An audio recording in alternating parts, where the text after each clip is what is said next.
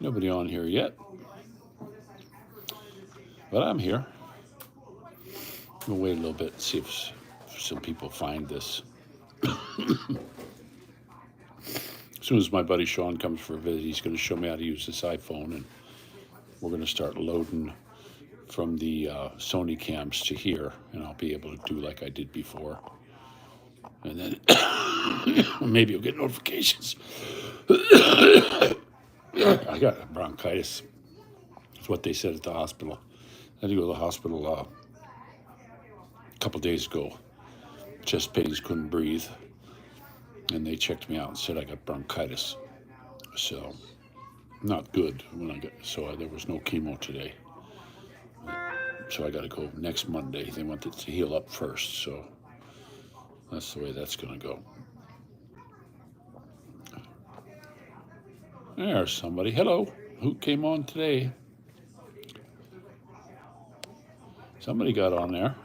Howdy, howdy. It's cold outside today. It is not warm. I got on this thermal shirt that I got from Mike, and man, I'll tell you what, I need it. Hey, Tia, how you doing? My little kids are fish.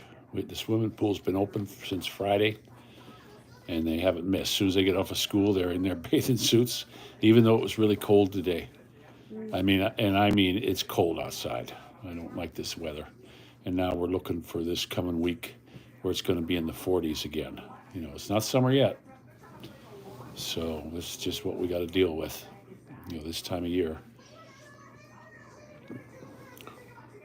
Yeah, I didn't get my chemo today. The bronchitis. They don't want to give you chemo when you got bronchitis. So I wish I could just cough this stuff out. They gave me some breathing treatments when I was in the hospital. I forget what this stuff was called. Started with an A.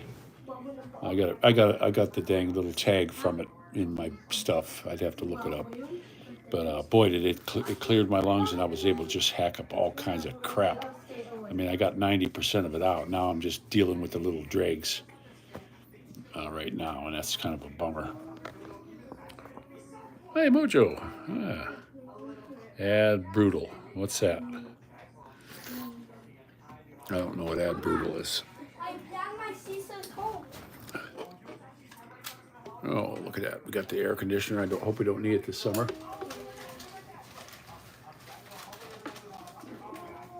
We're supposed to be moving on the 1st. I'm going to go down and pay them on the 1st. They didn't want any deposit or anything like that. They ran a credit check on us, and they said you got the place, so I'll just pay them for June, and we're still not going to be able to move in the 1st of June. We'll start moving the 1st or 2nd week of June. We'll just have to rent 2 places for a while because I got this one until July, and the bad thing is I got to pay for 2 places. You know, I don't know what's the matter with my Wi-Fi today. It keeps cutting off. But so they got it done. What they did was they got it done early, and then the girl called me up and said, "Hey, you know, you guys need to move in on the 1st of June." And I said, "Hey, we're scheduled for July." And she said, "Well, if you don't move in the 1st of June, we're going to give it to somebody else." And that's crappy. You know, that was just totally crappy. So not much I can do about it though. So now I got to pay a month here, and I got to pay a month there, which it's going to be another month for where we're just screwed with money. You know, last one was her $485, which was $1,500, and now this is going to be another $1,100 that I don't need to be giving these people. I'd like to just get out. So, hey, Bams, how you doing? But the kids are loving the swimming in the swimming pool. Mumu's able to do really good flips now underneath the water. They're all being able to stay on top and swim good. There's Mother Geronimo. And I can go to the center. All right, be careful with your scissors, buddy. Okay. I can go to the center. Yeah, and they jump over in the deep end now, and they're swimming across the thing and having races and everything, huh? I'm a fish. I know, you're a fish. You're my beautiful little fish, aren't you? I'm a fish. But you get hair in your face. His hair is getting really long, and when he comes out, it just covers all the way down to here. I have the longest boy hair in my class. That's okay. Your hair's looking just fine, buddy. Looks really good. We should have named you Samson.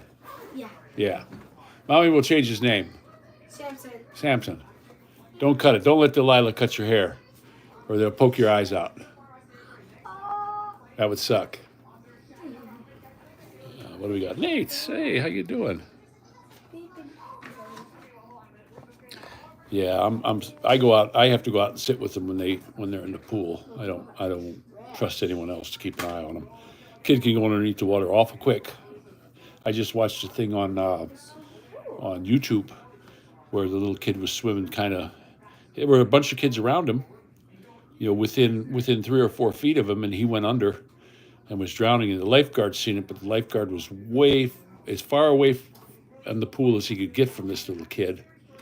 And all the people around him, they weren't even paying attention that this poor little kid was sucking water in his lungs, and they had to drag him out of the pool and do CPR on him. And then there's a chance that they can do a thing called dry drown. That happened when I was growing up. I didn't know anything about that, but when I was in school, we used to go down to the swimming pool, and this kid drowned, and they revived him, and he was fine. But then when he went home, his lungs filled with fluid. His own fluid, and they said it's called dry drowning, and he passed away that night, 10 years old. So you got to be really careful when it comes to the water, and I don't trust anyone else to watch my kids. I'm right there. I got my little walkinator thingy. It's got the chair on it, and I just pull it right up where they're swimming, and I just sit there. Because if they go under, I'm going in the drink to get them. I can't take a chance on losing one of these beautiful babies. Yeah. Oh, mine are just little fish. They love it. And Dorothy was the tough one today. The boys went in because it got kind of cold. Yeah. And so it was just Dorothy and myself out there. And then she had the pool all to herself. Everybody else went in because it was so cold. But in the water, it's not too bad. If you stay in the water, it's when you get out that the cold really hits her. So she stayed in the water and just was swimming around. And just a good kid. So I went up and got him some ice cream bars tonight. Kids were all good. We had a good dinner. Mommy made us a real good dinner, called us in. My wife got a recipe for potato salad on you got it off of YouTube? Okay? Yes. She got this recipe for potato salad on YouTube. She's going to have to get that, and we're going to have to put it on here because that's the best damn potato salad I ever ate. And I mean, I like potato salad, don't get me wrong. Just about any potato salad is good to me, but this stuff is really good. I mean, it's the best. She cut the potatoes just the right size, and it's got carrots and no celery though, huh? I bet you that'd be good with adding a little celery to it. I want to, but We didn't have any. I don't know if you don't gonna be like. Yeah, we got to get some celery for next time, because you got to make more of that. I mean, and Dorothy likes it, so it didn't last. She made a big bowl of it yesterday. It's gone. We sucked that stuff up. But my kids like that kind of stuff, and she did just a recipe off the YouTube. So somebody had a good recipe and she followed it, and then this is the second time she made it, and I love it. I just love it. And I told her, I said, you could probably use that same sauce and substitute the potatoes substitute them for macaroni, and even make macaroni salad out of it. Throw some capers in there and some celery. That would probably be really good. So that would be nice. But I'll tell you what, it really sucks though, the weather. I looked up the weather here on the phone a little while ago, and it's going to be 40s for the rest of the week here. Low 40s, and then it says 70s in the day, but it's windy here. It's been just windy as heck. The trees are blowing all over the place. Well, I don't care if it's 70. When you got a high wind like that, and then the clouds come over, it's downright cold. The boys were under the towel shivering, so they went in early. But Dorothy swam a good while, and they liked the pool. Last year, you stayed in the pool all year last year, huh, Maddie? When it was just Maddie and I, he was in that pool every day. And the new place we're moving to has a pool also. I haven't seen it yet. I don't know where it is over there, but they have a pool, and it's a big grounds, butts right up to the airport. Not in the flight path or anything like that.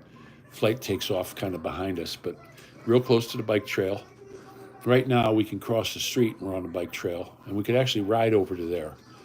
But it's a couple hundred. It's about 200 yards from our front door where we'll be living to the bike trail. We have to walk on the sidewalk until we get to it, and then we can connect in the bike trail. We can come back here. We can, ride wherever we want to ride. And Dorothy will be getting a bike not next month, but the one after. Hey, Sperlin, how you doing?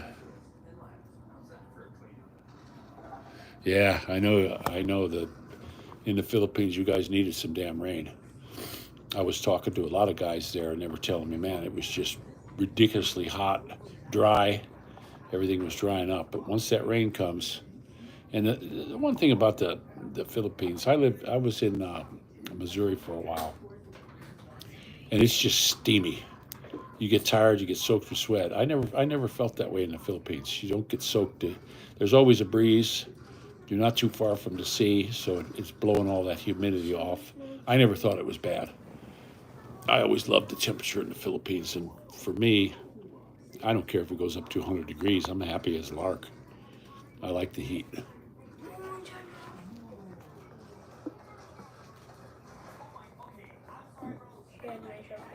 Yeah, I gotta get this little iPhone figured out. Get my buddy Sean. He isn't on here today. Nobody gets the notifications. Wes don't get them. Sean don't get them. There's really no notifications for this. They just have to happen upon it, just like you guys. That's cool. But we're looking at some buggies, looking at some cars. Saw some beautiful. There's a lot of Mercurys, Cadillacs, and Lincolns for sale right now for $5,000 and under. I haven't gone and looked at all of them, but some of them say runs great, daily driver. And then I also saw one I thought was really cool. The guy has a Ford Granada. That used to be my favorite car when I was young, Ford Granada. I thought it was just a good-looking car, kind of stately looking, not real big. But this guy has one, and he said he's leaving on June 12th, and you can get it on June 12th. And he wanted $3,000 or something, $2,800 for it. Not a big price, and he said it's a daily driver. It runs great, 6-cylinder, automatic. Nothing wrong with it. New tires, new brakes. He said it's been his regular car for years. It had 70,000, I think he said was on it, 72,000 miles on it. And now those old Fords though, they're pretty much done around 100, and you got to get the motors rebuilt. The new cars. I go to the VA on these Trans vans that they got. Some of them are Mercedes, some of them are Dodge, and some of them are Ford. And these things got 500,000-600,000 miles on them. And I was in one the other day, and this thing was running like a top. This guy got on the freeway, and he was moving. He said, he ain't dicking around. He got me there pretty quickly. I said, man, this thing runs good. He goes, yeah, it's got 600,000 miles on it. And I was, the new motors, they built them tighter. Their oils are better. Everything's better now than it used to be. And I'm a synthetic oil user. I use AMSOIL and everything, Mobil 1 or AMSOIL. That's what's going in the bike, and it keeps your motors cooler. I had an old Pontiac. It never got hot, but it would take the needle. It had like a green section, and it would take it all the way up to the end of the green section. And then I started using Mobil 1 synthetic back then, and it dropped it right down to the middle. And the reason being is the molecules are separate. Regular oil, they call it dino juice, which is that's a bunch of joke. That's a big joke. There's no such thing as all them dinosaurs like that. And it flocculates, and it gets big chains of molecules. So it makes hot spots, and it sticks, and it's going to make a hot spot in the motor, where the synthetic is man-made, so the molecules stay separate. I think it was Castrol used to have one, liquid ball bearings, they called it. And that's true. It keeps the molecules separate, and a small molecule can dissipate heat faster than a big chunk. I mean, if you got a big old block and you heat it up to 1,000 degrees, and you got a little tiny one 1,000 degrees. Of course, the small one's going to cool off quicker. It dissipates heat better. So, and that's what I'm going to put in the bike. I still got to get the thermal bob on there. Because I'd like to ride it now. But this is where you warp the cylinder. This kind of weather right now. Because what happens is the bike doesn't heat up. It takes a long time to heat up. And once it heats up, now you got all this real cold water in the radiator, and it just dumps it. It dumps it right into the motor, and that's what warps your cylinder, and that's why those KLRs. I don't know anybody who has one where it doesn't burn oil. I talked to the one fellow. He said, "Oh, I use a quart of oil a week," and he only drives like back and forth to. He drives it back and forth to work, 80 miles a week, something like that. It goes through a quart. I don't like that. So I think if I put that thermal bob on there, it's going to keep the temperature nice, and I'm going to get. And plus, I broke it in right. I truly believe when you're breaking in a motorcycle, you zoom it up, give it everything she's got, zoom it up, and then let off in that same gear, so it's and you'll get those rings to seat real nice. You don't have to hammer it. I'm not talking about hammer it. This is a one-cylinder bike anyway. There's no hammer in this 650 KLR. I mean, the compression's really low. You can't. I don't think you could ever beat this motor to death. It's like that Honda XR 650 I had. You could have never hurt that motor no matter how hard you ran it, because they're under stressed. Same way with this Kawasaki. You just got to worry about the doohickey. The spring. It's the spring that goes bad. And then when that spring doesn't go, it lets slop in the chain, and if that thing flops off, it's down in your motor and gearbox and just chews everything up. Now, I haven't heard of too many people that happen to.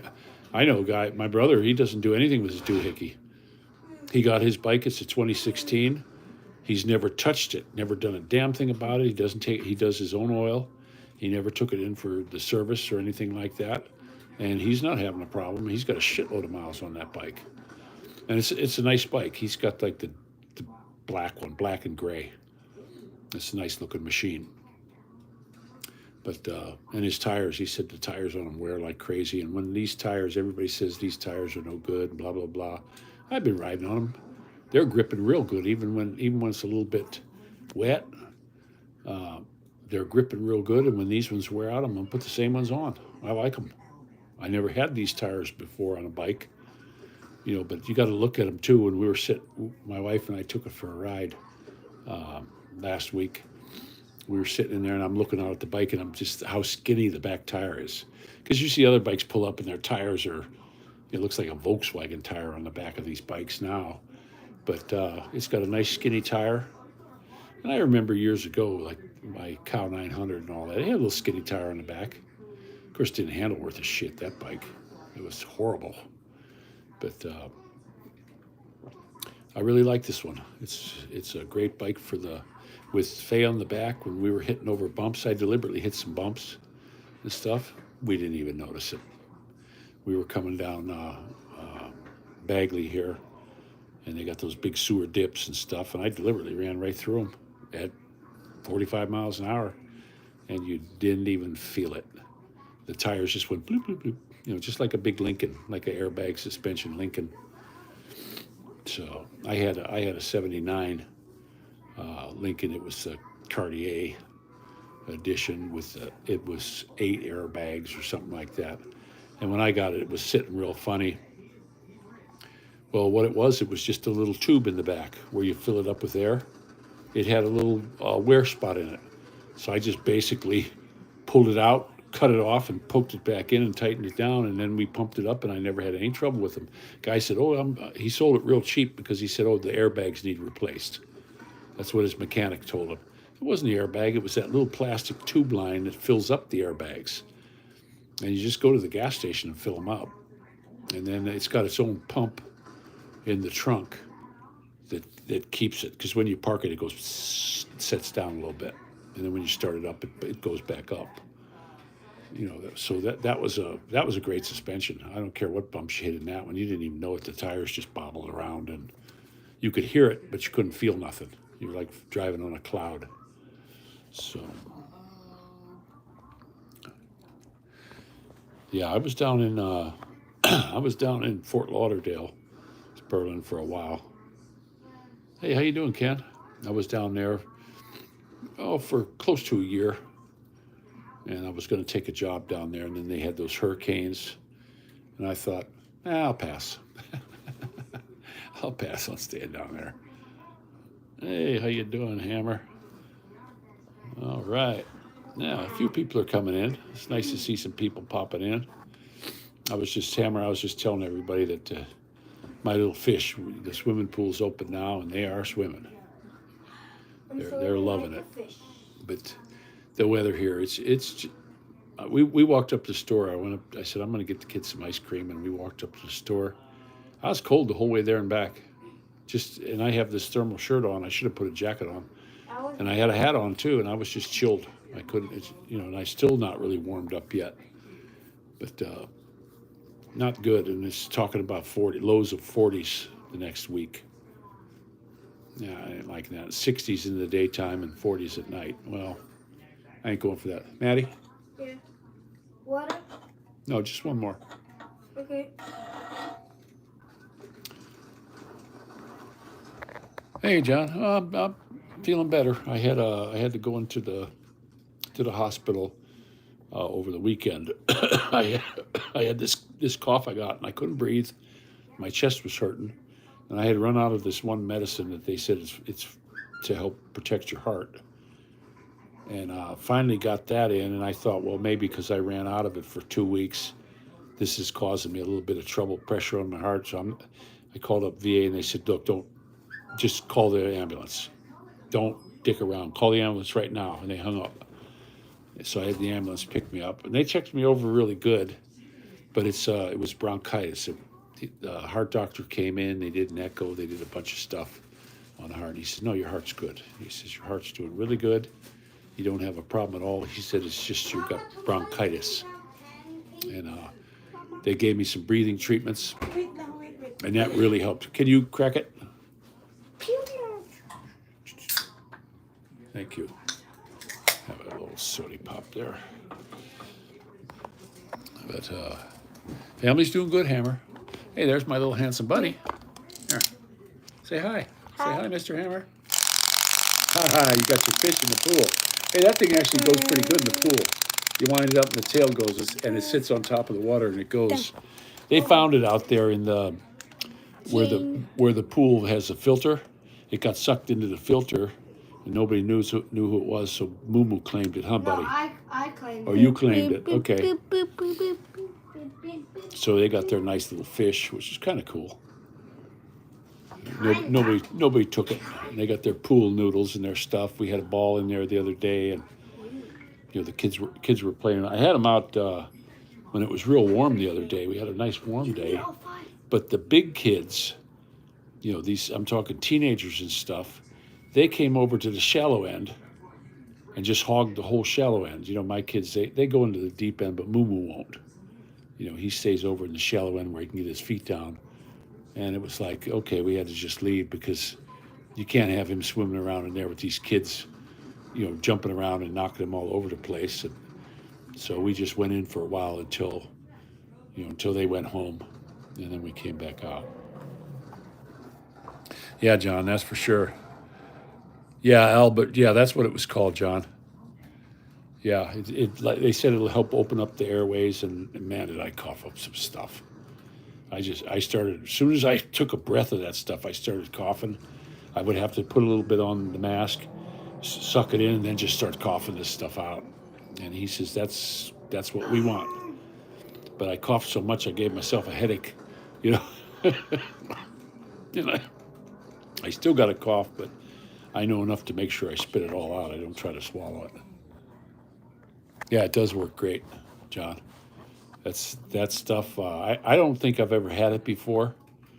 I never had a breathing treatment before, but the girl came in. I took 4 of them, and I asked the doctor, "Do I really need that many?" He goes, "Yeah, just go ahead and take them."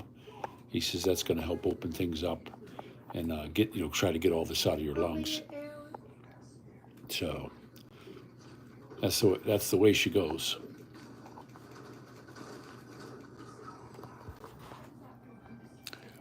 Yeah, we got a few people in here. Cool. Yeah. but I'm looking forward to some warm days. Well, summer isn't actually till the middle of the next month. I think 21st or 22nd of June. So, we're just going to get the cool weather and drizzly.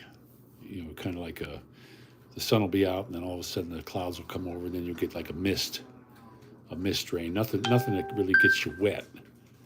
Just gets you dank. I'm not liking this weather at all, guys. I'm just hating it. But we've been looking for a buggy, looking for a car, and as soon as we get moved, excuse me. I call it choke. Okay. As soon as we get moved, it just sucks that I got to pay a month's rent here and I got to pay a month's rent over there. They shouldn't. Okay, come on, back off a little bit. They shouldn't have made me move in so quick. We were scheduled to move in July, the beginning of July, and they scooted it forward a whole month.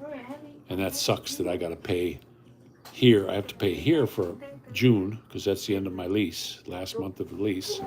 And I'll let them take the deposit. Deposit was only $300, so I got to pay them like $800, and then I got to pay the new place, which is $950.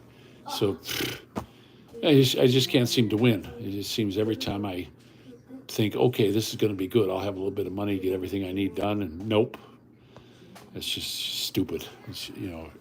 And I told him, I says, hey, we talked about July. She says, well, if you don't take it, they're going to give it to somebody else. Oh, there you go, John. Yep. Yeah, get them there. The fastest one to get there is like a fiancé visa. I know if you're married, it takes a couple years, but if it's a fiancé, it goes a lot quicker. No, fiancé 2 to 3 years. Oh, it was quicker. It's the marriage one. Look how long it took Scott. 20 up. Took Scott. Yeah, I know. Took him a long time, and he was married to her. So, my buddy Scott married Faye's buddy, Filipina, and took him a couple years from the time he filed. He filed on her 2.5 years before she was able to go to the States and get her visa. So it's just really expensive. It took him a lot of money, and it took a lot of time. And any stupid, they walk across the border. And something I saw on the TV, I was watching the main news. I can get the regular news on our TV here, CNN, ABC, MSNBC, all these, liberal channels. I'm not seeing any women crossing this border. It's all men. It's all young men. It's like an invading army. These are all young military-aged men. 20s. Late 20s, early 30s. And they say, oh, well, it's because they were bringing their babies with them. I didn't see no babies either. It's all young men. And now I'm seeing people from Yemen. Some dude was going down and interviewing and asking them, and they're from India. They're from all over. They're not from Mexico or from South America. They're flying over there from all over the world because they can get in, and they're crossing the border. And I seen they're having trouble in New York with riots and stuff now, because they're giving all the money to these people. They want their vote. It's a real bummer. Lance Rebo. No, of course not, Lance. No way.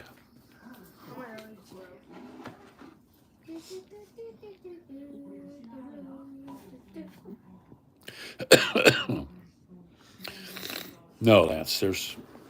We fought against that. They actually came to our door. Some little girl came to our door with the police and said, hey, you got to get this, blah, blah, blah. When I was in the Philippines, I said, no, you can't make me. So I just, no, I'm not going to do it. Nope.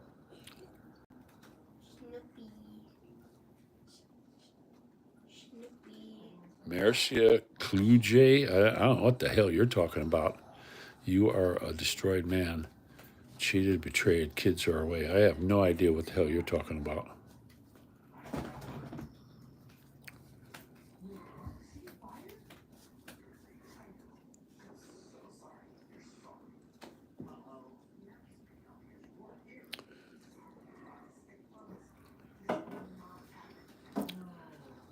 Yeah, I know, John. I know they're giving them money.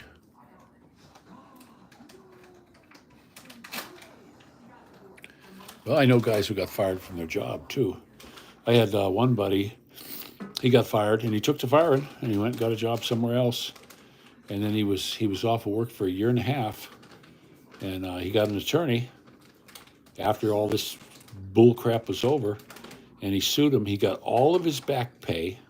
Now they can't fire him. I mean, he goes into work if he decides just to be a dick. There's nothing they could do because he'll say it's retribution, and they had to give him a settlement. Now, he never told me what the settlement was, but all I know is he went and bought a big campground and a travel trailer and a brand new truck and all kinds of stuff. So his settlement must have been pretty decent because all of a sudden he's got all these new goodies. So, Lance Shrebu, you know Jonathan Cooey. No, I do not. I do not know Jonathan Cooey. Yeah, they want that. Of course they do. Look what they did years ago with the, where they sent those young guys into the cities to bomb and burn the cities and turn cop cars over, and they did nothing to them. They let them go, those guys. Antifa. Hell of an ant there, huh? But what about Uncle Tifa? But those Antifa, they sent them in. And that's what they want now. They want something so they can send the federales in, and they've got these damn, one thing I don't like about Trump is he said, they got qualified immunity, these police. Now it might go up before the Supreme Court to remove that. That was just something they just gave them. They pulled it out of thin air. And now he wants to give them indemnity. So a cop could walk up to your front door, shoot you in the face, and kill you, and he walks away scot-free. No, that's Gestapo guys. That's what those guys got away with. So, I didn't like when he said that. And then also the red flag laws, how he says, yeah, we'll take the guns first. And I had different people say, I never seen him say that. Yeah, he did say it. I seen him sitting there say it with my own eyes, and I don't like that at all. So they're all this, it's two wings of the same bird, these guys. And yeah, is it going to be better under him? I'm sure it will because he knows how to run an economy. He's a businessman. I remember years ago when Perot was running, if he wouldn't have jerked himself around and pulled out and went back in, I was for him because there's a businessman. He came from nothing and he made himself rich. Okay, that's the kind of person we need in there. We don't need these career politicians that don't know what they're doing. You look at these ones like AOC. What a mental midget. I am not kidding you. That girl is just so clueless. And she's an actress. She's an actress. She's doing her lines. And how did she go? When she came in, they said she had $89 in her checking account. When she came there, she couldn't even afford her rent, but they said, don't worry, your rent's covered until you get paid. Then she gets her pay. Now she filed taxes this last year on $15 million. That's how much money she made since she's been in this deal she's in now. Hell of a good actress. 15 million. Jim Carrey gets 20 million for a movie. I guess she gets 15 million. I know.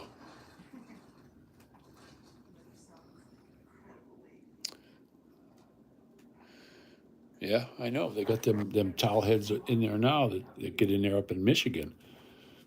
And they're pushing this big thing. But something, they'll win. They will win. There's nothing we can do about it because look at most of your families now. I've got 3 kids. Well, I've got 5 altogether, but 3. Most families have 1 or 2 kids and they're done. Well, that doesn't replace anything. It just kind of keeps the status quo. And what do these guys do? What do the guys coming across the border from the south and then all these Muslims do? They have 10 kids, at least. Bringing them up like that. So, will they take over down the road? Yeah, I truly believe that. There's nothing we can do about it because they're going to get in and start voting, and they're going to vote out what you want, and it's not going to be the America that you grew up in.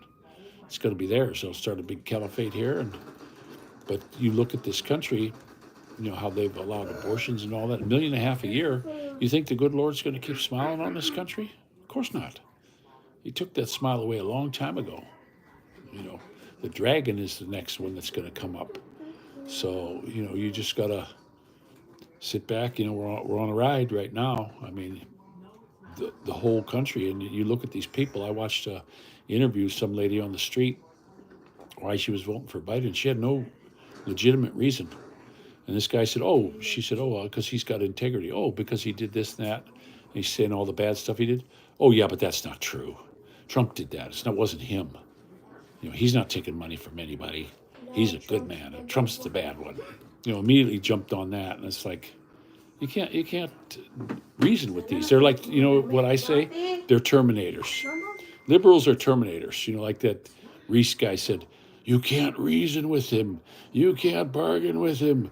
And you can't with these people. Their heads are just, like an ostrich stuck in a hole in the ground. And they blah, blah, blah, blah, blah, blah. That's what they do. I saw a lady doing that. The guy was talking to her about Trump, and she just stuck her fingers in the air and started going blah, blah, blah, blah, blah, blah, blah. And this is a 50-some-year-old woman. I was like, gosh dang, like a child, like a stinking child. Crazy.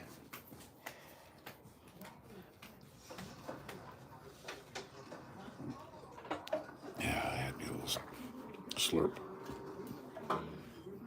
I love my cup. Yeah. What do we got, John, here?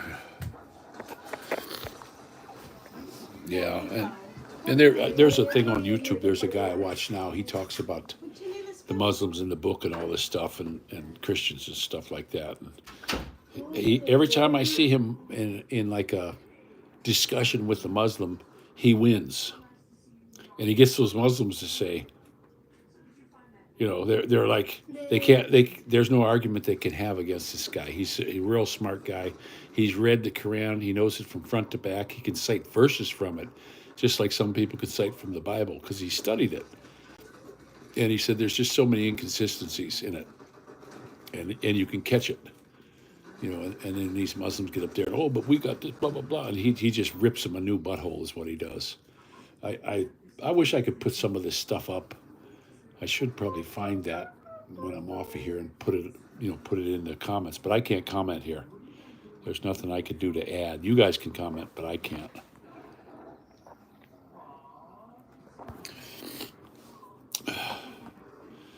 But yeah, we're going to be, like I say, when we move, and then right after we move, then we're going to wind up getting a car. I should be able to save really easy for a car. We're trying to get that my rating for the VA up a little bit higher, because you get money per month if you're up over a certain rating. And now that I got this, from the Fire Foam, so I got to go down there next Monday, and I got to set up a hearing. I had one lawyer saying, "Oh, give us $1,000, we'll take your case." And then after that, I thought, I ain't got $1,000 to give this guy. And then I saw this other fella. I applied for his, where he'll take it on contingency. He says, "I'll help you," because doing it myself, they just keep denying me. They just know. What? I actually went in there. I couldn't even walk. I was in a stupid wheelchair, and they had some Filipino doctor look me over and told him on the paper when they read it in their hearing that I was fine and there was nothing wrong with me. I couldn't even get on my feet, guys. I couldn't walk. I had lost like 90 pounds. My back was all crooked. I had no strength in my hands. I couldn't do nothing. I couldn't beat my way out of a damn paper bag. And that stupid doctor said, "There's nothing wrong with him. He's fit to work." I couldn't even walk. And it's like, God, these guys are so terrible down there. It's like it's their money and you don't get any.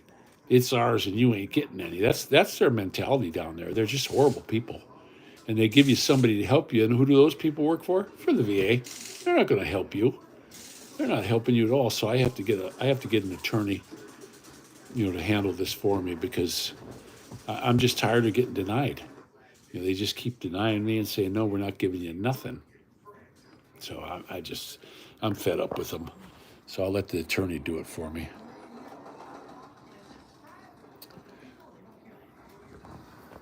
We're on here 39 minutes already.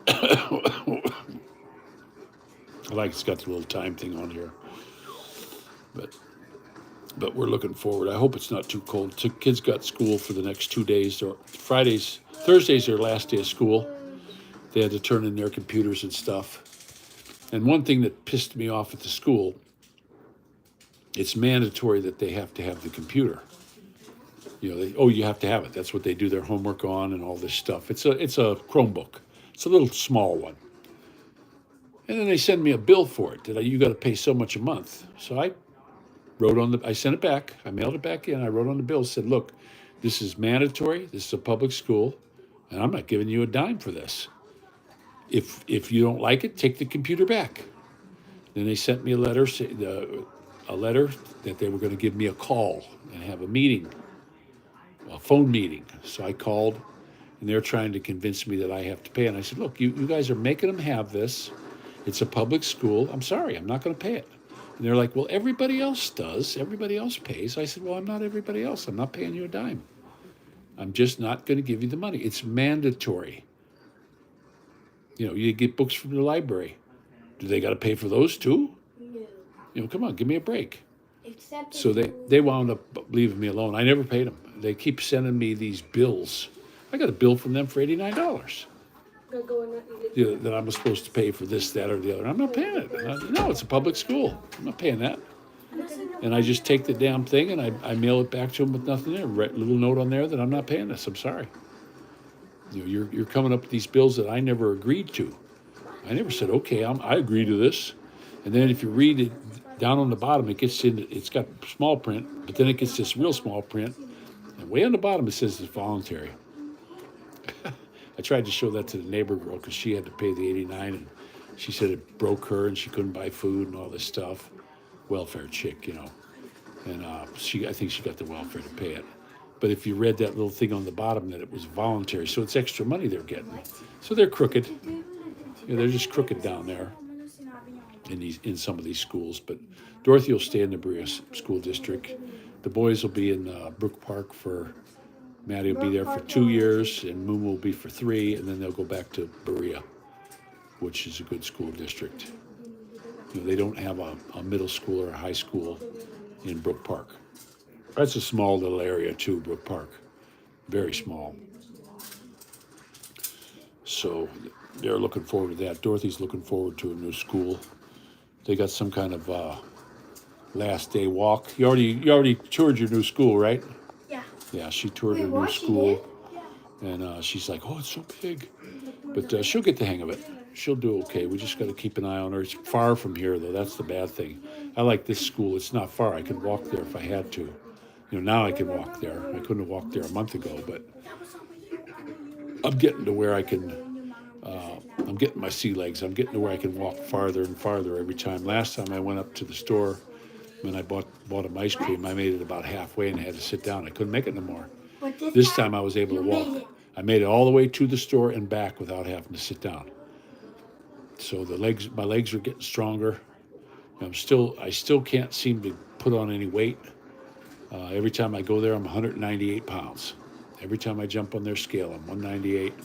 And I went down to 180, and I weighed that when I was a little kid. You know, it's just amazing how much weight I lost. I'm glad I had it to lose, though. Well, so what's going on with the rest of you guys out there? We're tied. Anything you want to yak about? Send it down.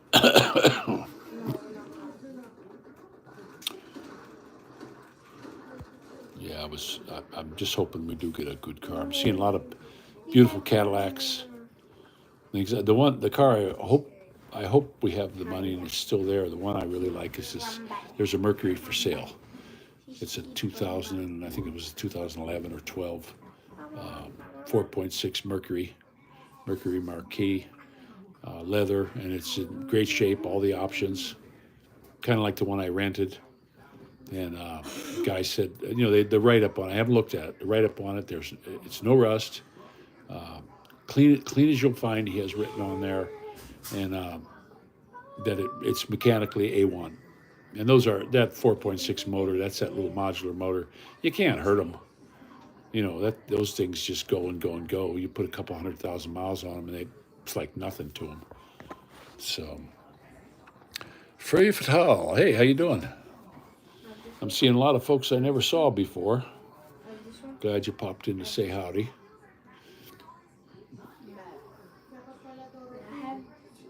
Well, I just love the Cadillacs and stuff.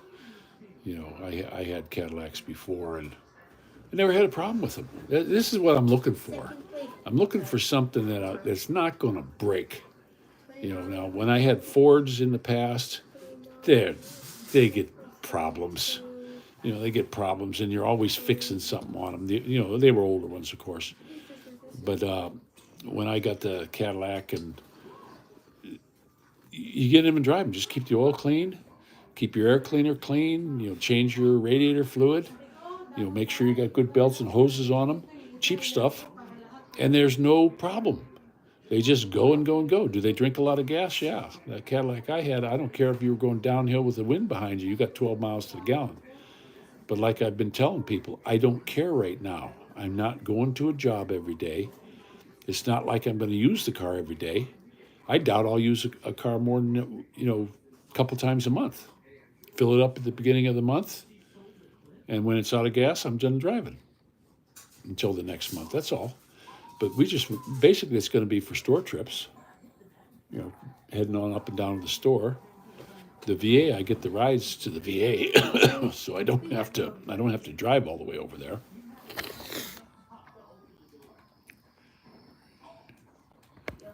No, I'm not reading any tarot cards. But I think I'll go after the Mercury, though. That's for sure. It's just really in good shape if it's still there. But I see them all the time, though.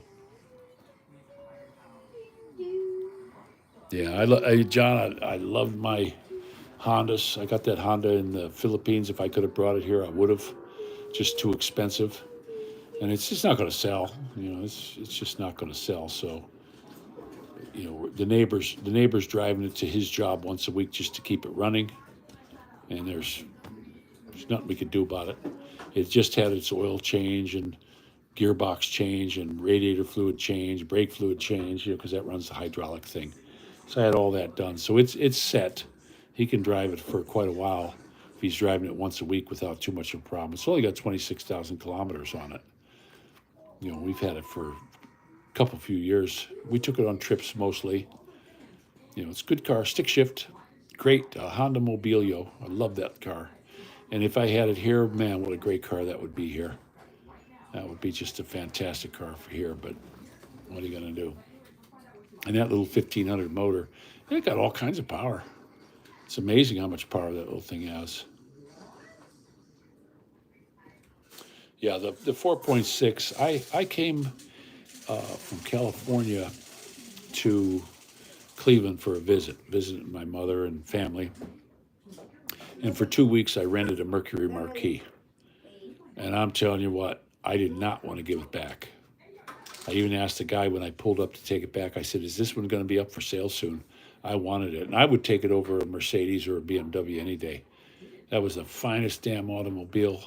It was quiet. It had tons of power. It handled like it was on rails. I mean, a big car like that, it wasn't leaning. It wasn't doing, it never made the tires squeal. You know, it just handled corners driving through the twisties in Pennsylvania and stuff. And I was running it. And that little 4.6 motor never missed a beat. It got really good gas mileage. I didn't check the mileage. I don't know what I was getting, but I remember when I ran the first tank out, it was way over a week that I drove it on the one tank, and I was running all over visiting everybody. And just a great car. And I drove it back to the airport and gave it back, and I was like, man, I hated to give it up. I wanted to just buy that car. And I said, down the road, I'm going to have to get one. Now they got that same year. I believe it's the same year, the last year they made them. And they make a good car like that, and then they quit making it. You know, what's the matter with these companies? They got a really good vehicle, and they just stopped making it. How stupid. You know, but it's basically a Crown Victoria with a few bells and whistles on it. Yeah, the kids don't. No kid's gonna. It's an old man's car. Nobody likes them. Now this one here, the guy said it's absolutely completely rust free, kept in the garage, one owner, and it was. It went up for sale, and I did call him and ask him a little bit about it, and he says, "Well, don't worry about it." He says it might be for sale still in a month. He says you're the first person who called me on it. He says nobody's even come to look at it. Nobody wants it. And he might even drop the price a little bit. But $5,000 for it. It's got new tires on it. He said it's got new tires and new brakes, and hoses and belts and all that stuff. He had it. He had the dang thing serviced, and figured he'd have it all set up, ready to go for sales. And he said nobody's even looking at it. He says people drive by it sitting out in front of his place. They don't even look at it. He says nobody wants it. And I do. I'd love to have that car.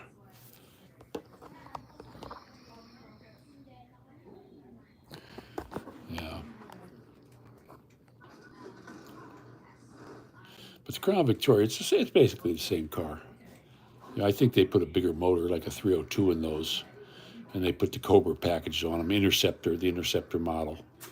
And they're a little bit speedier and stuff, but I don't need no race car. It's like my Kawasaki 650. I'm not going to be racing down the street anymore. I just want to get on it and ride, and I want comfort.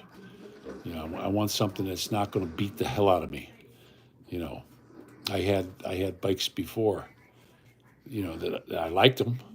I had that little Sportster. I had it switched from the day I got it. I had it from an 883.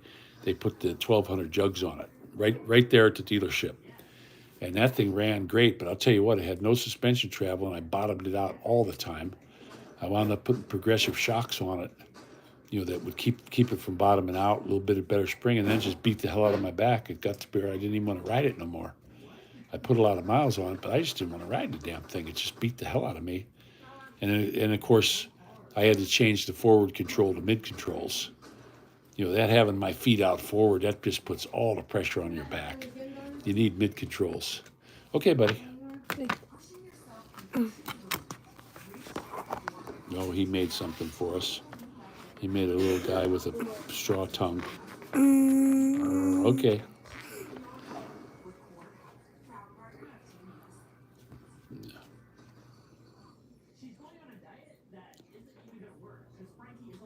All right, Hammer, take her easy. Yeah, but that's pretty much what I'm looking for. Plus, they're roomy. I sat in the thing. I had tons of room. The Fords, they seem to have more headroom than the GMs. The GMs, I got to lean the seat back, and my head's right up in the ceiling. I don't like that. There are some beautiful Cadillacs for sale right now. Fleetwoods and stuff like that. There's actually a guy's got a 1972 Cadillac. He wants $5,500 for it. And he said the dang thing's A1, runs like a top. It's beautiful. There's no rust on it. Southern car. But those ones, when you get them, you have to go take them down to Z-Bart or somewhere right away, because if you run them into salt one time, they'll rot on you. They'll just rot like crazy, so you got to be careful. Hey, Peter, how you doing? Yeah, I'm feeling a lot better. This, I was really sweating the chemo before that. I wasn't getting better, but I am. I'm getting better. Definitely coming around. And then come the end of, they're not sure exactly when, but I think it's the end of July or the first week of August, I'm going to go in for the stem cell.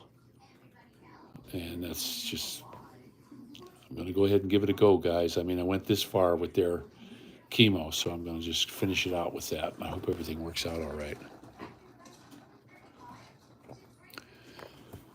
Yeah, there's a few caddies for sale. I saw a 99 Fleetwood, and then there's a 94 Fleetwood. Not many miles, beautiful, not a spot of rust on them. Just absolutely gorgeous, like a limousine green color, and super nice looking car. It's on Facebook right now, and I just gotta wait until I get the dough. 88 Mustang GT. There you go. My brother had a dang Mustang Mach 1 with a 351 in it, and it wasn't like a super fast car. That dang thing would only run like 14 1/4 mile. They said those cars were fast, but that's all they ran back in the day. And he had that damn thing, and I just saw one go up for auction for like $60,000. I said, too bad he didn't keep a hang on it, because it was in real good shape. He got the dang thing at a used car lot for like $300 or something. and it was beautiful silver with the black stripes on it, Mach wand. It was the one that had the 4 lights. It had the 2 outer lights, and then it had the 2 in the grill. I believe it was a 71, 70 or 71. It was just a gorgeous car, fastback. And that thing today is worth a fortune. The one I saw wasn't even a fastback, and it went for like 60 grand on the auction. And it was, they said it was a survivor. It wasn't redone or anything. There was no rotisserie done, no new paint. It was just a stock, survivor, they called it. And it looked pretty nice. I mean, they rubbed the paint out and all that stuff. But they got new stuff to rub the paint out that doesn't burn through it. And they can get rid of all your scratches and stuff. I watched that on Jay Leno's garage. They had a dude in there working on Jay Leno's Porsche. And took all the scratches out, made the paint look really nice, gave it a nice depth to it. They don't have the thing that just spins in a circle now. It orbits, so it doesn't burn through your paint. And then they got really good compounds now that they use. I know my buddy, he went and bought an orbital, not an orbital, but a regular big fluffy disc thing, and he put some, I think it was 800 grit or something. He went right through the paint down to the primer. I said, hey, I think you're pushing a little too hard on that. It was getting hot, and when he was all done, it looked 10 times worse than when he started. He had to take it down to one of them places and get it repainted. That's the way she goes, though. Yeah, the Mach 1. That's what my brother had. It was a Mustang Mach 1. 350. It had 351 Windsor, not the Cleveland. I think the way you tell them is where the distributor's at. One of them's in the front, one of them's in the back. I never liked it. I saw a dang advertisement the other day saying it was an old Chevy commercial, and they said it's a lot easier to work on your distributor because it's up front. Well, what? The problem with those, if you hit a big puddle, I had one. You hit a big damn puddle, and the water gets up underneath that distributor cap, and then you're screwed. The damn things just die out on you. So having it in the back is much better, I think. It may be hard to get to, and it's right on the firewall, but I'd rather have it in the back. You can still get back there and adjust the points and do your dwell gauge or whatever you got to do, to make it right. But having it up front, you're just gonna soak it. You're gonna constantly get it wet, and especially if you got a crack in it. And those old distributor caps, they crack. I mean, my goodness, I can't believe when I was young how many times I'd buy a distributor cap and it would last me 6 months and crack again, and I'd have to go get another one. And you can't buy a real good one unless you go to the dealer and they want 9 prices for it. The OEM parts are the better ones, but you go to Napa and get what they got. Yeah, I had a van one time with a Boss 302 61 Econoline, and that thing was speedy. It had Krager rims on it, and that one somebody left a cigarette burning in the ashtray, and it had carpet on the dash and stuff, and it caught the carpet on fire, and I come out, and shit, there was flames 20 feet high, and it was nice. It had a beautiful paint job on it. Somebody airbrushed a big graveyard scene along the whole thing was a big graveyard scene with the Grim Reaper on it. It was like a real super dark green, and it was absolutely just a gorgeous van. Beautiful paint on it, lots of chrome, and Krager rims that were just mint, good tires, and it had a fire. That was a shame. What do we got here? Let's see. Yeah, I think my brother's had an automatic in it. His Mach 1 had an automatic transmission in it. But my favorite cars, though, if I could ever have a car, if you could go back in time and I could buy a brand new car of any year, I would probably go buy a 69 Chevy with a 327 and a 2-speed Power Glide. Those things are just tough. Nothing goes wrong with them. My brother, when I was young, he used to go down to the car lots and you could pick them up real cheap. 350s were more, and they had the regular 3-speed tranny, but he'd get those Power Glides, and you could shift those things in reverse and floor it, and they just would go into reverse.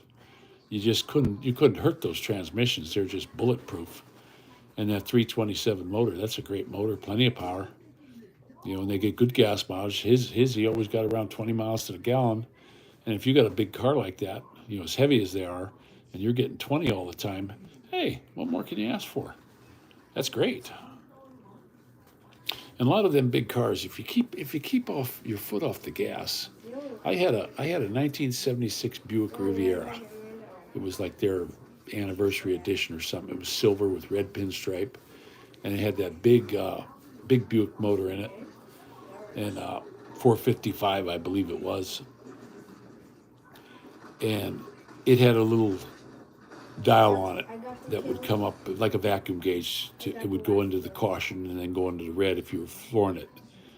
Well, if you kept that thing down, even out of the yellow, just gave it a little bit of gas, it had plenty of power. You know, you had a spot on there where it would kick the transmission down. If you stayed up above that, I got 18 miles to the gallon in that all the time. So, you know, these big old cars, if you don't hammer them, they're not going to suck the gas. You know, like my dad had that big Lincoln with the 460 in it. That thing wasn't bad on gas. Just don't hammer it. They're not made for that. So,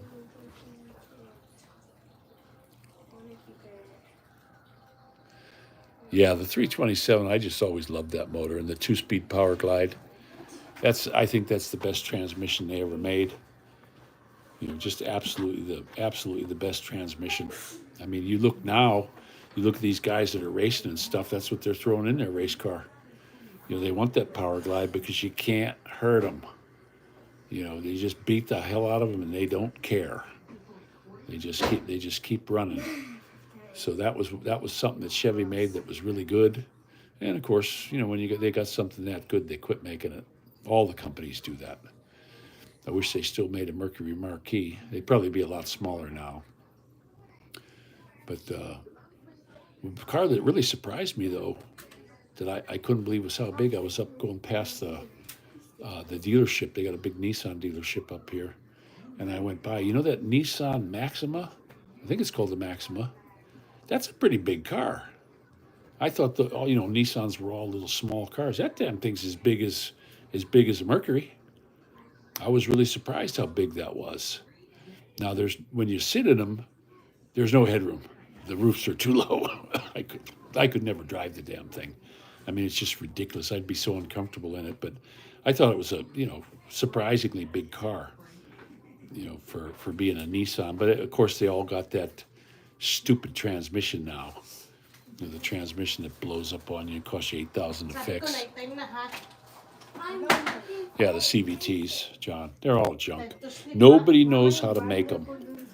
Nobody. Now, if they had cars that had no horsepower, like they did way back in the teens and 20s, that had the CVTs, yeah, they lasted because they're not putting any stress on them. But now they got these steel things, and I don't want nothing to do with them. That's why I got a stick shift in my Mobilio, because it was stick shift or a CVT. And now the cars you buy, you can't get them. Now there's a Nissan sells a little car that you can get it in a stick shift. You know, and I would go for that, but there's no way I'd go for a CVT transmission. I had a buddy that bought that Galaxy 500. Man, what a beautiful car. You know, they're just, it's like a box, but it's a rounded off box. Beautiful car, tons of room in it. And his CVT transmission went out in a year. Within a year, his transmission burned out. Well, they warranted it. And they couldn't fix it. There was no fixing it. So what they did was they had to replace it. So they put a brand new one in, no warranty on it. And it was about a year later, that thing went. And I remember when he took it to the junkyard, it was the most beautiful car in the junkyard. The motor was still good. Everything was good on it, but that transmission was done, and they wanted $8,000 to fix it. And he just let it go. He said, I still owe money on the bank for this thing. Hey, the bank can go get it at the junkyard. I don't care. They can repo it from the junkyard. He sold it for $65 to the junkyard. And it had a good motor in it. There was nothing wrong with that motor. Fired right up, ran like a top. But CVT transmission, guys, it's a big metal belt in there, like a snake, like a serpentine belt. And it just chows everything. You can't have metal on metal. That's your drive line. You give it too much power, and that's just going to start slipping. Now you're going to have pieces of metal all over in your transmission.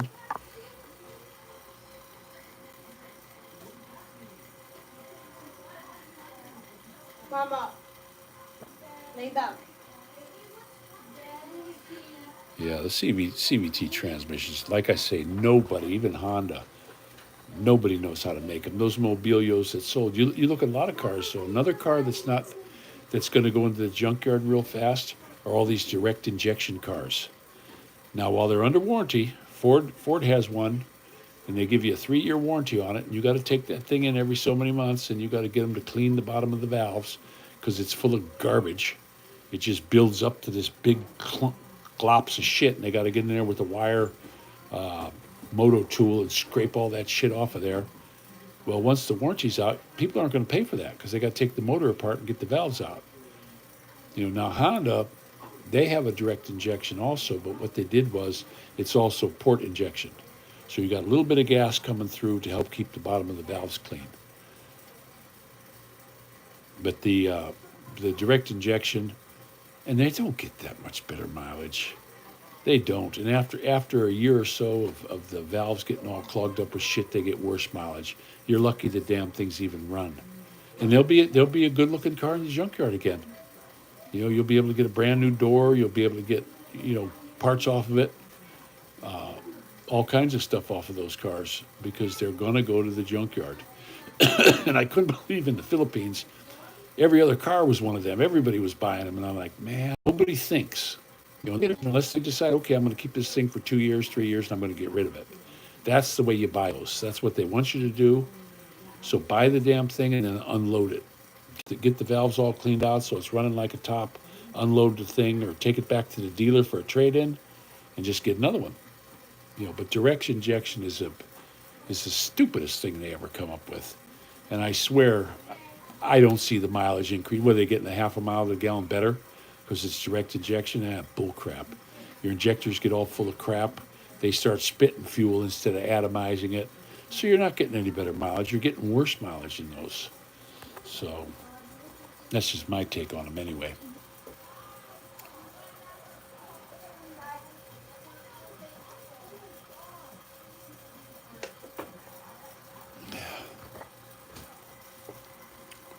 No more hunger. Yeah, I loved my Honda Element. That was my one of my favorite vehicles I ever had. I had that one souped up though. That had the 2400 motor, and the place I bought it to was Honda Performance in Diamond Bar, California. They're not there anymore, but it had a performance shop, and that one was 17.5. And I said, hey, what can you do? Can you make this thing speedy? What can you do for me? Well, I'm the one who put the body bushings on it, the neoprene body bushings to tighten it up. I put the 17-inch rims on it. I put the EBC brakes on it and the sway bars. I got rid of the crap sway bar was on it. Had 2 Sportech sway bars, and then they kicked the motor up. I didn't want to go radical. He said, man, we can get like 800-900 horsepower out of these motors. I said, nah, I want it to last. So they gave me 500. Supposedly, on paper, it was 500 horsepower. And that thing ran. I'm telling you, you hit the gas on that little car, and it just dug in and went. None of this spinning tires and going crazy. It just gripped and was gone. And speedy little car. It was, and I loved it. It handled well. You could do a corner at 45. It just took the corners. My little box, and the way the doors open, and the way you could fold the seats out of the way. I carried all my tools in it. I loved that. That was one of the. Honda messed up when they designed that thing. They said, we're designing this for the yuppies, for the young people. Well, the young people didn't buy it. You know who it was? It was old timers like me that saw the utility in that vehicle. And what did they do? They got this fantastic vehicle. Then they started making it with a turbocharger, gave it some power from the factory, and guess what? They stopped making it. Every time a company makes a really good vehicle, they stop making it. The vehicle that I want. And it's aggravating. To me, it's just so stupid aggravating. And that Honda Element, now you look at them, they want huge bucks for. I've seen some on there that weren't even looking good. You could see bubbles in the paint and where they were rusting in spots, in the back lid and stuff. And it's like, damn, and they want $8,800 for this? With 250,000 miles on it? They hold their value. Yeah, 2.4 liter, that's what I had in mind. and you could soup them up. You could soup those things up really good. I had the dealership do it. They put the new fuel rail on and the different pistons. They basically tore that motor apart. I couldn't get it the day I bought it. The day I paid for it, the guy said, we can't do any work until you pay for it. So I just paid for it. And then I picked it up. It was like a week later, because they had to have their one certain mechanic do the work. They couldn't start till the next day. And they said it's going to take him a couple days, because they put the titanium flat top pistons in it, and just all kinds of stuff. And I could have put a supercharger on it. It was, if I wanted to, but I thought I'm just going to go naturally aspirated. And it was a hoot to drive. I mean, you hit the gas just a little bit, and you were just digging in and going. I had a cop pull me over one time because he thought I was racing. I know, man, I'm not racing. I just hit the gas a little bit. You're just slow. He didn't give me a ticket or nothing, but I had the stock. I had a good catalytic converter and the stock exhaust, but I had catback.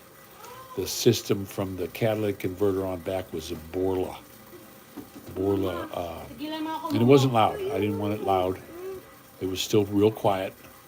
I got the quietest muffler they had, but it was really good and free flowing. And then, of course, the computer was, the computer they took out, and they had to reflash the computer and all that, because everything's computer run now. And I had a cold air intake on it. And what I did with my cold air intake, I got the one that didn't have the fog lights. So I ran my air intake down to where the fog light went, and I cut a hole, and I put a real nice black screen in there that fit. I locked it in there. I cut a round one out and bent it, and then I jammed it in that spot there, and that's where my cold air intake came. So I was getting no heat from underneath the thing. I was getting it right from out front, where the fog light was, and that really that thing really went good. And it sounded nice. You could hear the motor up front. You could just hear that thing just digging like an old Chevy. Yeah, I had a lot of Chryslers when I was young because they were cheap. You picked, for some reason, you could, Chevy was expensive, Fords were expensive, and the Fords were junk. They always broke on me. I never had a Ford that didn't break. But, the Chryslers, I actually had a fellow give me one. He had it was a New Yorker. It was rusty. It had rust holes all over it. But the motor in it had a 383. The motor was good, and it was the 383 with the 2-barrel. It didn't have a 4-barrel on it. And the transmission was good. And when he gave it to me, he put a new battery in it. He had new hoses, belts, and he put new tires on it for me. I'm like, man, you don't got to do that. And he's, no. That's the way you can get back and forth to work. He worked up at the YMCA where I was staying at the time, black fella. And he said, he bought a Seville. He bought a Cadillac Seville, and they wouldn't give him no trade-in on it. So he had it all laid out and gave it to me. Didn't charge me a dime for it. And boy, that was, something? That was a good car. That thing ran like a top. I ran that thing all over the place, and I wasn't worried about it because the paint was shitty and it had rust holes in it and all that, but it ran good. And it was really good in the snow. In the wintertime, it came with snow tires on it, and, what he put on it. And I never got that thing stuck. It ran really good. And that 383 motor, you just touch the key and those things fire right up. That's a great Chrysler motor. I don't care what anyone says. That 383 is a good motor. And I know they got 340s and they got all these. I had a Dodge Monaco too. That had the 360 in it. That thing had plenty of power, and it was called electronic lean burn system. And that car got maybe 8-9 miles to the gallon, and I took all the electronic lean burn off it, and I got 15. It was just choking this thing up. But what happened with that one, I couldn't keep the rear axle on it. I replaced the rear axle with another one, and the bearings just kept going out on it, so I wound up just selling it. I put a rear end on it and put it up for sale. But I put like 2 rear ends on that damn thing. Yeah, mine, Peter, that thing, it didn't matter how cold it got. I lived in southern Ohio then when I had that car, and you'd get some freezing cold days, and you just tapped that key, and the motor was running already. I would even show people where I turned the key. I go, bloop, just as quick as I could with my hand, and it was just running. That was a great one, and I never had problems with the points or anything. When I got it, I gave it a tune-up. He did everything. He put hoses, belts, and all that stuff, but they didn't change the spark plugs or anything. So I put brand new spark plugs in it, new wires, new distributor cap, and all that. And then I never touched it after that. You know, that thing just ran like a top. That was the best motor, and it had decent power. It wasn't no super speedy car or nothing, because those New Yorkers are big. I mean, that was a huge car. But it got up and went. You know, it ran real good. It was great on the highway. It tracked real nice. I did have the front end lined when I got it. I took it down to my buddy he's a real top notch with the laser front end alignment. Charged me $29. He said, I'll give you a deal. $29, and he lined it up, and he says, you're all set. You know, now the Chryslers, I just saw a dang thing on YouTube.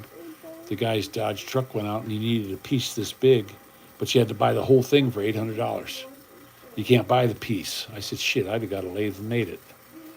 I wouldn't have paid $800 for that. I just found somebody who's got a lathe and got some steel and made it myself. I mean, how ridiculous is that? But yeah, those 383s, they're just a great motor, Peter. I just, that was, out of all the cars I ever had, that was one of the best motors I had. It wasn't super powerful, you know, it was no slouch, but it just ran. Every time you fired it up, it ran. And some people said, oh, those cars are no good, the transmissions are bad. I never had any trouble with the transmission. I kept it clean though. You know, I kept the fluid clean. When, you know, I'm always one, you know, you got to change that fluid and filter, you know, and you're not getting all the fluid out. So you need to do that on a regular basis. I mean, if you read your owner's manual, you need to do that at least every year or two. I think it's every 2 years you're supposed to do that, or so many miles, but I did mine every year. No, that thing had a great heater in it. That thing had a super heater in it, and that was another motor too. I'm glad you mentioned that. Because in the wintertime, you'd be driving it, and within a couple minutes, you started getting heat already. You know, that motor warmed up quick. That was just a great motor. I don't care what anyone says. You know, Chrysler, a lot of people really bomb Chryslers for making junk, but, you know, they had some pretty damn nice vehicles for a time. I had a buddy of mine that had a 383 in his big 70 Chrysler 300, brown one. That thing was absolutely gorgeous, that car. Big, they had like a 1 acre hood on it. I mean, it was just really nice, just a great car. And that thing ran. He never had trouble with it. His transmission went out on it, but I helped him put the bands on it. You don't have to do all the stuff to them. Just take them apart and replace the bands, and that's not a hard job. It's not, guys. It's just you got to get the thing out. That's the only big deal, and they're not as heavy as you think they are. You know, you can get them right out if you got a jack that has the transmission holder on it. And him and I pulled it off. We brought it into a shed, and we spent like a whole day. And we put the new bands in it, put it all back together, and popped it back in, and he drove it from then on. I see him at work every day, and never had a problem. You know, just a really good car. But that was the 700 transmission model he had. Mine had a different tranny in it. You know, mine didn't have an overdrive. His transmission had an overdrive. So I don't know what, I believe his was a 700 something, and mine was different. But I still got decent mileage in it. You know, I would say probably got close to 20. I wasn't really worried about the mileage then. I just filled up the tank and drove them. You know, you got to go where you got to go. Who cares what how many miles you get? You got to fill it up. You know, go to work. So, but I had a good heater in mine. The air conditioner worked like a top. In the summertime, you could put frost on the windows with that air conditioner. It had a good air conditioner in it. And it was rusty. It was so funny. It had so many rust holes in it. No holes in the floor, though. No holes in the cab anywhere, just the fenders up above the wheel wells and the hood. It rusted out on the hood. You know, it just got salt in there, and, you know, that's just what you get. And here in this state, they throw cinders down, so not only are you getting salt, but you're sandblasting all the paint off. You know. Hey, Mo, doing your homework? You shouldn't have homework. School's almost done. You have homework? Oh, okay. Well, get her finished. Mama, help Moko. Yeah, rust happens, Pete. It's just there's nothing you can do about it. But that's what I worry about these. You know, I see some of these cars on Facebook. That's a Southern car, and you gotta get those things undercoated, and you have to do something because if you don't, they're gonna rot. They'll rot real fast too. Hey, my chewing tobacco just went in the garbage can, lady. Okay, I can't reach it. Oh, thanks, buddy. Okay. Set it up on top. Thank you. Come on. Yeah, my chewing tobacco fell off and went right in the garbage can. That's one thing I couldn't get in there. Oh, somebody. Oh, Ronald. And my buddy Ronald sends me some stuff. I like the new Trump commercials. You know, Visiting Angels. They got a new one with Biden Visiting Angels where he's walking around in circles and they're trying to help him. You don't know where he's going. I actually feel bad, bad for that guy. Well, he's a crook, so I shouldn't feel bad about him, but he's just using him. Obama's running the show. I know you're gonna die. Tito! Yeah, I know. But the thing you do on those, if the motor and drive line's still good, run them till the tires fall off because the frames on them don't rust. I couldn't find any rust on the frame. The only place that thing rusted was in the sheet metal. And but I mean, I took it in the springtime. I took it down to the car wash and I sprayed all the crap out of the frame. I'd stick it in the holes. I'd crawl underneath and get all wet. And just get in there and clean all that crap out. Same way with my Ford vans. You got to do the same thing. If you don't, they're going to rot, and they're going to rot in weird places where the steering box falls off. Stuff like that. They just rust in really weird spots on the frame, so you got to just keep your frame clean. I never had a problem with the frame on it or the front end, the drive line. They're built nice and heavy duty. I know the new ones aren't. You hear people just screaming and complaining about these Dodge pickup trucks that they can't keep a front end on them. And their tires just wear out. It's like the old Ford twin I-beam. I made a mistake of buying one of those. Mama. I was looking at these. This place had some conversion vans for sale, and the price on the one with the twin I-beam was like $4,000 cheaper than the other ones, and it was way nicer. And I didn't understand why, so I bought it. Well, I found out real quick why it wasn't worth anything, because you could not keep tires on that thing. There was nothing you could do about it. It just ate the front tires off. It didn't matter if you rotated them or not. That twin I-beam is the rottenest front suspension Ford ever came up with. I don't know who was smoking crack cocaine when they designed that, but what a piece of junk. Best front end they had was the big old kingpin design. You had the big kingpins in there. As long as you keep them greased, the dang things turned good. You really couldn't put them out of line. You could run them over the worst roads in the world, and they just stayed in line. Good front end, and now they have twin I-beam. What a pile of crap. Magmasamin ka pa? Them junkyards like to get them though, Peter, because they know they're getting a good motor and tranny. They just know the bodies go on them. And it's the bodies. It's not so much the frame. The old Plymouths, though, I remember some of the old Plymouths, the way the frames would rust out, though. I had a couple of them, but geez, the frames went. And the Lincolns, too. You got to be careful on the Lincolns. The way the frames just rot out from the shock absorber back. They'll just be hanging there. You can grab a piece of them and break it off. What do we got? Who's that there? Lexi. Dance. I don't know what dance is about.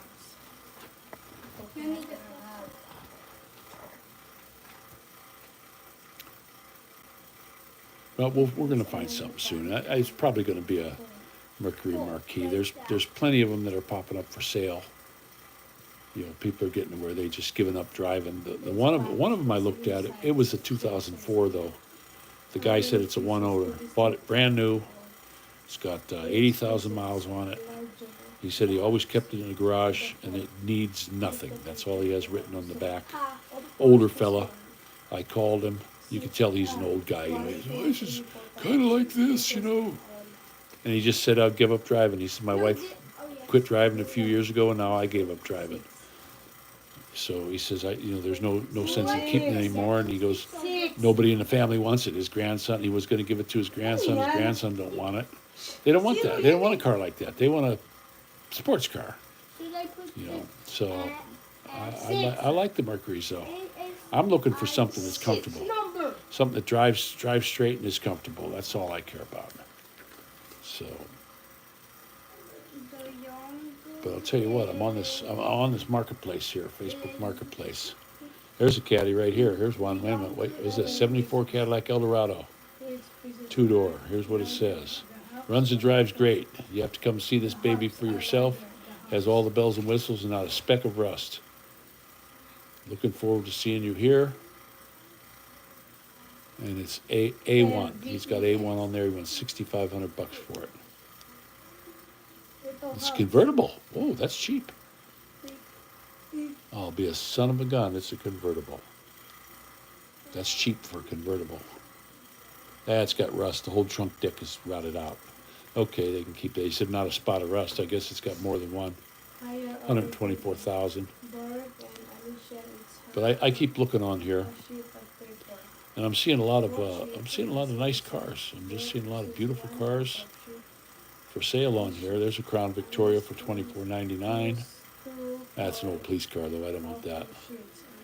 There's some Lincolns again. Lincolns though, when you go to look at them, you gotta get under there and crawl underneath them with a little chip hammer and start tapping on the frame, or get a block of wood and start tapping on the frame. And if you start seeing rust dust falling out, walk away.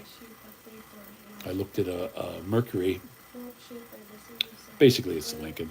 I looked at this really nice Mercury, and you couldn't tell by driving it that there was anything wrong with it.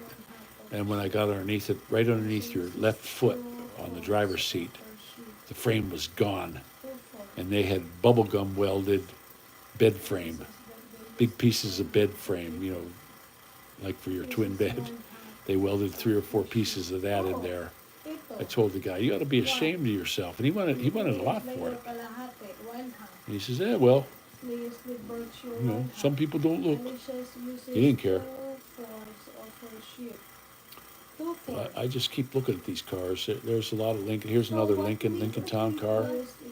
Okay, it doesn't look like there's any rust on it. Seats are nice. The interior looks really clean. Oh, he's got seat covers on it. It says, great condition, 95,000 miles.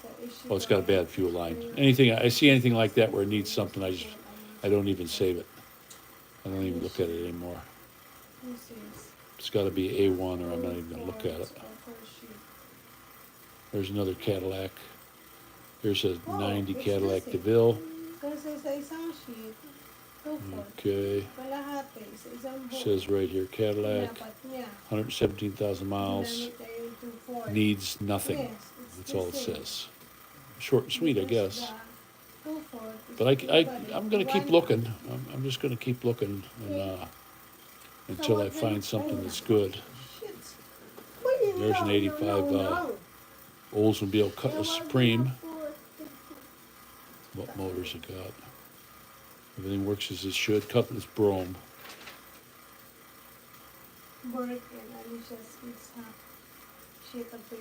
This guy's funny. He says he'll trade it for a pickup truck, but not a Ford. Both sheets are the same size.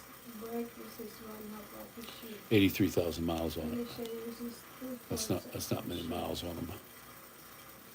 Some of these people don't put the miles on them. They just don't have a lot of miles on these vehicles. But I sure do hope that I can get. I'll show you that one that I really liked. Yes, it's all the same.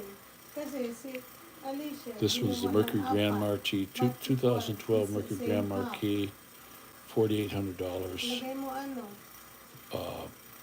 GS sedan, 4-door V8, 4.6 liter automatic. This one's got 100,000 miles on it. Clean title, power seats, leather cruise, like new. It's a great car, quiet, drives smooth. Excellent mechanical condition. It needs absolutely nothing. Now that's one I'd like to go look at. I don't want to see one that says, oh, it needs this or needs that, because I don't want to get a car, a work car. You go buy a work car, and every day you have it, you're working on it. It is the same, okay? Yes, it is the same. Well, Let's see, what do we got Pete Just saying here? happened that Alicia's paper. Oh, cool. Make it into Cool, Peter. toy. Yeah, they're, I don't know. I had some pretty cool vehicles in my day. I had a 72 Nova with a 307. That was a good car. We make That it thing was a great toy. car. Nothing ever went wrong with it. And the motor had just balls out the ass. You know, it really, it got up and went. It was all plugged up with a single exhaust and a real quiet muffler. And I put It is the headers on it in dual. And then we changed the intake. We put a high-rise intake on it and a 600 CFM carburetor. I got my brother, his buddy had it, and I got it off of his car. And once I got that carb dialed in, It's a F, that thing A, went. and F. That car just, Upsides. that was a nice speedy car. It would run like 12s in a quarter mile, you know, mid 12s, which I don't care what anyone says, that's speedy. I had a guy tell me, oh, I got a the 6.6.8 Trans Am will beat that. Those things came from the factory with 200 horsepower. You're lucky if you get 15 seconds in a quarter mile out of one of them. The Smokey and the Bandit vehicle. You know, those things were just hogs. They weren't fast. F. They had that big old lump of a motor. it is And that's when, you know, they were tuning them down. Size. So, hey guys, I'm going to go ahead and let you go. It was nice chit chatting with you and talking about cars and motorcycles. I like to talk about that. But y'all take care and thanks for joining in. And this is Rick Shaw out.